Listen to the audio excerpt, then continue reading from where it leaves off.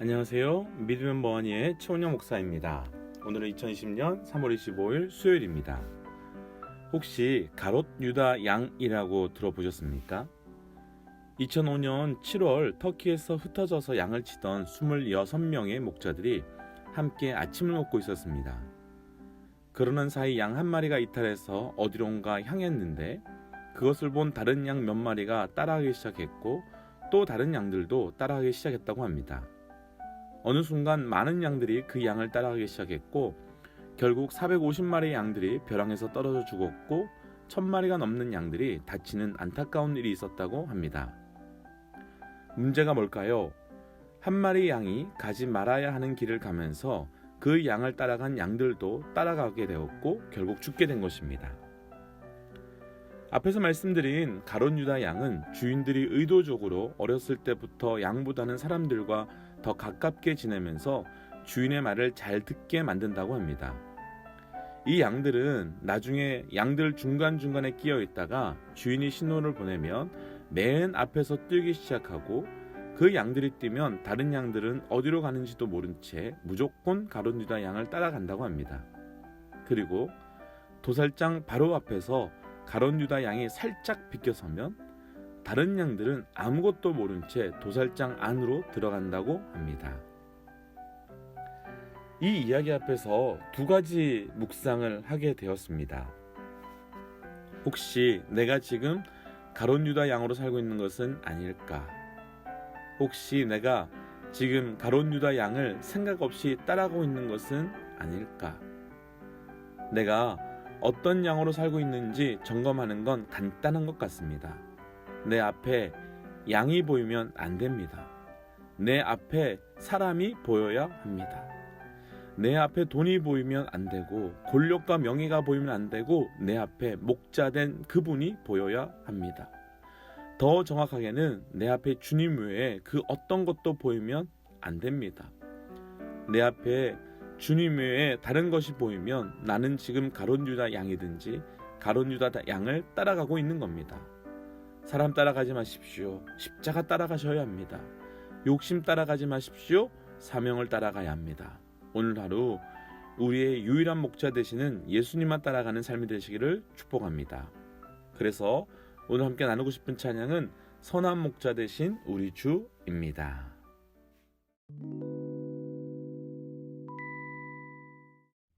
따다바두두 따다두두 두두 따두두두 따다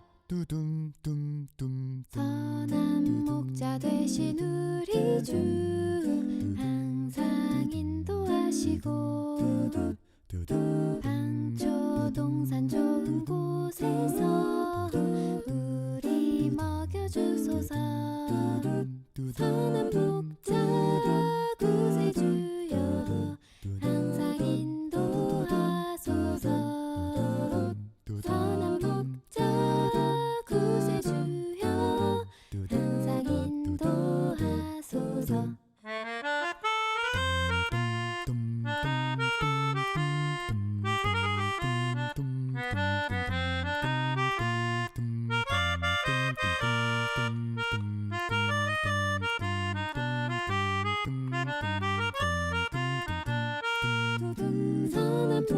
목자 구세주여 항상 인도하소서 선한 목자 구세주여 항상 인도하소서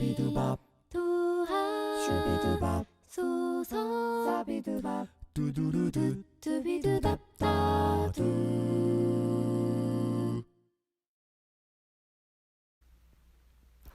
주님이 우리의 목자 되심이 얼마나 우리에게 큰 축복인지 모릅니다. 이제 다 함께 말씀 나눌까요? 오늘 함께 나눌 말씀은 신명기 1장 34절부터 46절까지 말씀입니다. 여호와께서 너희의 말소리를 들으시고 노하사 맹세하여 이르시되 이 악한 세대 사람들 중에는 내가 그들의 조상에게 주기로 맹세한 좋은 땅을 볼 자가 하나도 없느니라. 오직 여분네의 아들 갈렙은 온전히 여호와께 순종하였은즉 그는 그것을 볼 것이요 그가 밟은 땅을 내가 그와 그의 자손에게 주리라 하시고 여호와께서 너희 때문에 내게도 진노하사 이르시되 너도 그리로 들어가지 못하리라. 내 앞에 서 있는 눈의 아들 여호수아는 그리로 들어갈 것이니 너는 그를 담대하게 하라. 그는 이스라엘에게 그 땅을 기업으로 차지하게 하리라. 또 너희가 사로잡히리라 하던 너희 아이들과 당시의 선악을 분별하지 못하던 너희의 자녀들도 그리로 들어갈 것이라. 내가 그 땅을 그들에게 주어 산업이 되게 하리라. 너희는 방향을 돌려 홍해길을 따라 광야로 들어갈지니라 하시매 너희가 대답하여 내게 이르기를 우리가 여호와께 범죄하였사오니 우리 하나님께서 우리에게 명령하신 대로 우리가 올라가서 싸우리이다 하고 너희가 각각 무기를 가지고 경솔히 산지로 올라가려 할 때 여호와께서 내게 이르시되 너는 그들에게 이르기를 너희는 올라가지 말라 싸우지도 말라 내가 너희 중에 있지 아니하니 너희가 대적에게 패할까 하노라 하시기로 내가 너희에게 말하였으나 너희가 듣지 아니하고 여호와의 명령을 거역하고 꺼리낌 없이 산지로 올라가매 그 산지에 거주하는 아모리 족속이 너희에게 마주 나와 벌떼같이 너희를 쫓아 세일산에서 쳐서 호르마까지 이른지라. 너희가 돌아와 여호와 앞에서 통곡하나 여호와께서 너희의 소리를 듣지 아니하시며 너희에게 귀를 기울이지 아니하셨으므로 너희가 가데스에 여러 날 동안 머물렀나니 곧 너희가 그곳에 머물던 날수대로니라. 아멘. 함께 기도하겠습니다. 하나님, 오늘도 우리에게 새날을 허락하여 주신 것 살아계신 하나님의 철저한 은혜입니다. 하나님 말씀하여 주옵소서. 듣는 만큼 변하고 변하는 만큼 행동하고 행동함을 통하여 말씀과 성령의 일을 맺어갈 수 있도록 우리 가운데 역사하여 주시옵소서. 이 모든 말씀 예수님 이름으로 기도하였습니다. 아멘. 오늘 함께 나눌 말씀의 제목은 선택이 믿음입니다 라고 하는 제목입니다.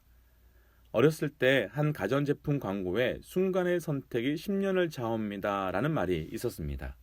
맞습니다. 선택은 순간이지만 선택에 대한 결과는 때로는 10년이 아니라 그보다도 오래 갈 때가 있습니다. 그래서 우리는 누구나 좋은 선택, 그것을 하고 싶어 합니다.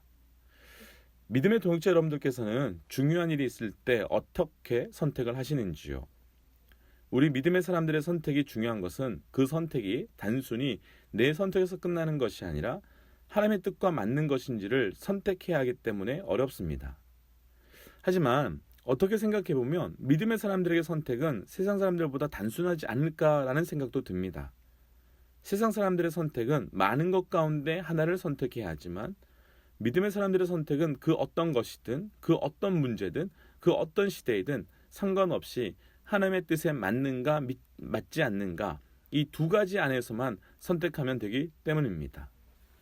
오늘 말씀을 통해서 믿음의 사람들에게 선택이 얼마나 중요한지 함께 묵상하고 지금 우리 앞에 어떤 선택이 있다면 온전한 선택을 하시기를 주의 이름으로 축복합니다. 선택의 믿음입니다. 첫 번째 34절 35절입니다.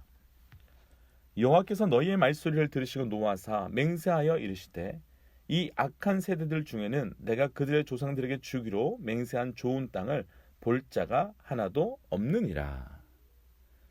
하나님께서 왜 이스라엘 백성들이 가나안 땅에 들어가지 못하시는지 말씀해 주시는데 분명하게 34절에서 이렇게 말씀하십니다.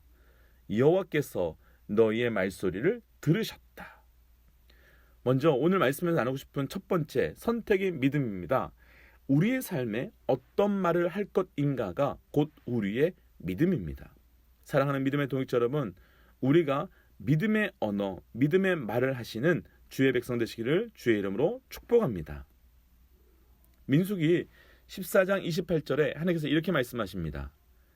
그들에게 이르시기를 여호와의 말씀에 내 삶을 두고 맹세하노라. 너희 말이 내 귀에 들린 대로 너에게 행하리니. 너희 말이 내 귀에 들린 대로 내가 너에게 행하리니. 광야 가운데 원망하는 이스라엘 백성들에게 하나님께서 하신 말씀입니다. 그런데 그 말씀이 너무 무섭습니다. 왜냐하면 성경에 이런 표현이 잘 없는데 하나님께서 하나님의 삶을 두고 맹세하시는데 반드시 우리의 말이 하나님께 들린 대로 행하시겠다고 하십니다. 그럼 믿음 없는 말을 선택한 사람에게는 믿음 없는 삶을 하나님께서 펼쳐주시겠다는 것이겠지요. 믿음 있는 말을 선택한 사람에게는 믿음 있는 삶을 하나님께서 펼쳐주시겠다고 하는 하나님의 약속이겠지요. 심지어 이 말씀은 예수님께도 적용이 됩니다. 우리 앞에 아무것도 먹지 못한 5천 명이 넘는 사람들이 있고 겨우 우리에게 오병이어만 있다면, 살려달라고 하는 가족들의 간절함이 있음에도 불구하고 며칠 있다 가셨는데 이미 그 사람이 죽어 있다면 그때 우리는 무엇이라 하시겠습니까? 그런데 예수님께서는 그 자리 그 순간 하신 말씀이, 그것을 가장 첫 번째 하신 말씀이 하늘에 계신 아버지여 나의 기도를 들어주심을 믿고 감사합니다. 그렇게 표현합니다. 그렇게 말씀하십니다. 먹일 것도 없고 줄 것도 없는데, 그리고 이미 사람은 죽어서 무덤 속에 들어가 버렸는데 어떻게 감사할 수 있겠습니까? 그런데 예수님은 믿음 없음을 선택하지 않고 믿음 있음을 선택하셨습니다. 아니, 더 정확하게 표현한다면 예수님은 믿음 없는 언어를 선택하지 않고 믿음 있는 언어를 선택하셨습니다. 왜 이스라엘 백성들은 약속의 땅 바로 앞에서 못 갔습니까? 믿음 없는 언어를, 믿음 없는 말을 선택했기 때문입니다. 그럼 혹시 우리 삶에서도 하나님께서 약속해 주신 그 무엇 바로 앞에서 우리의 믿음 없는 말 때문에, 우리의 믿음 없는 언어 때문에 40년이 연기되는 일들이 있지 않았을까요? 그런데 여기서 심각한 문제가 하나 더 있습니다. 우리는 내가 무슨 말을 하고 살고 있는지 잘 모른다는 겁니다. 오늘 말씀 37절에 보면 모세는 여호와께서 너희 때문에 내게도 진노가 임하셔서 나도 그 땅에 들어가지 못한다고 말합니다. 사실 참 어이가 없습니다. 어제 정탐꾼을 보내자고 했을 때 그거 좋은 생각이라고 한 사람이 누구입니까? 바로 모세 자신입니다. 왜 믿음 없는 행동을 하느냐? 우리가 올라가면 하나님이 다 인도해 주실 것이라고 그런 말을 하지 못한 사람이 누구입니까? 바로 모세 자신입니다. 그런데 모세조차도 자기가 어떤 말을 했는지 기억 못합니다. 왜 자기에게 믿음의 역사가 없는지, 하나님의 약속대로 이루어지고 있지 않는지 모세 스스로도 모릅니다. 새롭게 시작하는 오늘, 하나님께서는 어떤 역사를 우리 인생 가운데, 오늘 하루의 시간 가운데 펼쳐 주실까요? 어제 우리가 어떤 말을 했는지, 우리가 어떤 언어를 선택했는지를 보면 오늘의 우리 삶 가운데 어떤 역사가 있을지 알 수 있는 겁니다. 내가 믿음의 사람인지 보고 싶으십니까? 그러면 오늘 하루 내가 하는 말들을 녹음해서 오늘 밤에 들어보면 알 수 있을 것 같습니다. 특별히 어느 때보다도 전 세계적으로 굉장히 힘든 때입니다. 이때 어떤 말, 어떤 언어를 선택하시겠습니까? 이때를 하나님의 일하심의 언어를 선포하는 때로 우리 모두 선택하고 싶습니다. 우리 모두 믿음의 언어를 선택함으로, 믿음의 말을 선택함으로 내일 또 그 다음 날 우리 인생의 평생 가운데 하나님의 일하심을 경험하는 삶이 되시기를 주의 이름으로 축복합니다. 두 번째 선택이 믿음입니다. 41절과 42절 말씀입니다. 너희가 대답하여 이르기를 우리가 여호와께 범죄하였사오니 우리 하나님께서 우리에게 명령하신 대로 우리가 올라가서 싸우리이다 하고 너희가 각각 무기를 가지고 경솔히 산지로 올라가려 할 때에 여호와께서 내게 이르시되 너는 그들에게 이르기를 너희는 올라가지 말라, 싸우지도 말라, 내가 너희 중에 있지 아니하니 너희가 대적에게 패할까 하노라 하시기로. 백성들이 하나님의 진노의 말씀을 듣고 후회하고 뒤늦게 올라갑니다. 그런데 그 결과는 완전히 패배였습니다. 그리고 왜 그 패배가 있었는지 정확하게 42절에서는 그 원인을 말씀해 주십니다. 내가 너희 중에 있지 않았다.